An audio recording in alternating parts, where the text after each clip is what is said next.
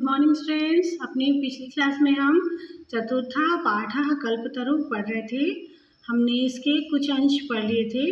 आगे हम इस पाठ के अगले भाग का अध्ययन करेंगे। तो हमने पढ़ा था कि जो जीमूतवाहन हैं, राजा हैं, जो उन्होंने कल्पवृक्ष के प्रसाद स्वरूप जीमूत केतु नाम के पुत्र को प्राप्त किया।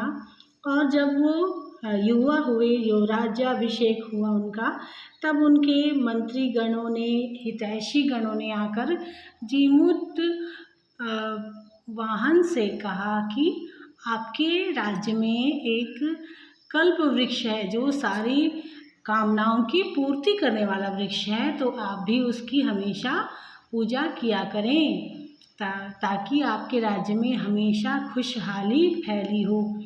यह एतत् आकण्य जीमूतवाहनः अचिन्तयत्। यह सुनकर जीमूतवाहन ने सोचा, चिंतन किया, अहो ईदृशम् अमरपादपं प्राप्यापि पूर्वैः पुरुषैः अस्माकं तादृशं फलं किम अपि न प्राप्तम्। तो उसने सोचा कि अरे, ये किस तरह के जो हमारे पूर्वज थे, उन्होंने ये क्या किया। इतना अमर जो वृक्ष है, उससे प्राप्त करने के बाद भी उन्होंने कोई उससे ऐसा फल प्राप्त नहीं किया जो कि परोपकार के लिए प्राप्त किया जाए। किंतु केवलं कैश्चित् देव कृपणैः कश्चिद् अपि अर्थः अर्थितः।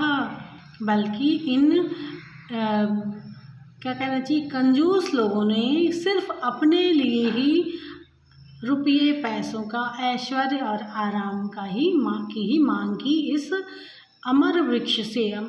जो कल्प वृक्ष जो कि जो मांगो वह वरदान देता, परंतु इन सब लोगों ने ये क्या किया, सिर्फ अपने लिए ही सुख की प्राप्ति मांगी।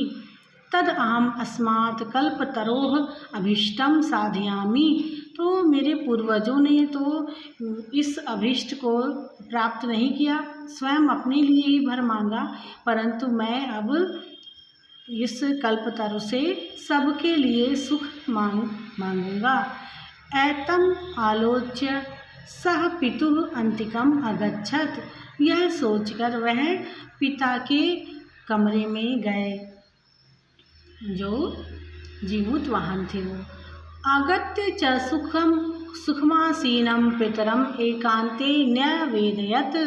और जब वह पिता के कक्ष में गए तो उनके पिता जो थे वो आराम कर रहे थे, तब उनको एकांत में ले जाकर उन्होंने निवेदन किया, तात त्वं तु जानासि एव यदस्मिन् संसार सागरे आशरीरम इदं सर्वं धनम वीचिवत् चंचलम। उन्होंने कहा कि हे पिता, आप तो जानते हैं कि इस संसार सागर में हमारा शरीर और धन सब, यह जो है सागर की लहरों के ही समान है, जो कि क्षण भर में ही विलीन हो जाता है। जो सागर का जल है वह लहरें आती हैं और लहरें फिर से वापस चली जाती हैं।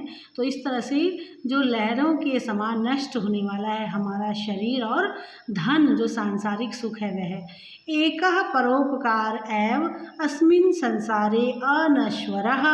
सिर्फ एक परोपकार ही है जो इस संसार में हमेशा रहता है, अनश्वर है। यो युगांत पर्यंत यशः प्रसूते। जो युगों युगों तक यश देता है ना, यश हमेशा रहता है। जो परोपकार का जो यश है वो युगों युगों तक रहता है। तद अस्माभिः ईदृशः कल्पतरुः। तो इसलिए हम भी इस कल्पतरु को किमर्थम, क्यों रक्षते, हम क्यों रक्षा कर रहे हैं, जबकि ये जो धन है, संसार है, हमारा शरीर है, ये तो क्षण भंगुर है, एक पानी के बुलबुले के समान है, नष्ट होने वाला है। तो हम क्यों इस कल्प वृक्ष की रक्षा कर रहे हैं। पूर्वजों के द्वारा भी हमारे इस कल्प वृक्ष की रक्षा की गई और हम भी वही कर रहे हैं। यश पूर्वरैवं मम इति आग्रहेण रक्षितः। जो हमारे पूर्वजों ने यह मेरा है करके इसकी जो रक्षा की, ते इदानीं कुत्र गताः, वो सब कहाँ गए। तो स्टूडेंट्स आज के लिए इतना ही। अपनी अगली क्लास में हम इस पाठ के आगे के भाग को पढ़ेंगे। ठीक है।